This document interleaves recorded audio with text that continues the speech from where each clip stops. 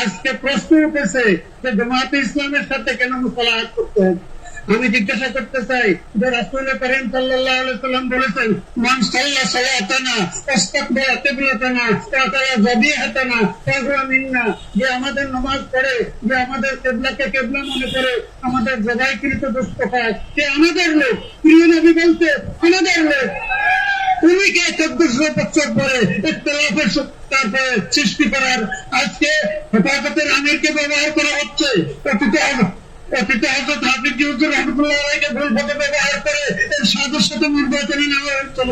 হযরত আহমদ শফি রাহমাতুল্লাহ আলাইহিকে ভুল ব্যবহার করে আপনার ক্ষেত্রে তারপরে কাণ্ডজ্ঞ ঘটানো হয়েছিল। এখনো হেফাজতের আমিরকে ব্যবহার করে ইসলামী ঐক্যকে বিনষ্ট করার চেষ্টা করা হচ্ছে।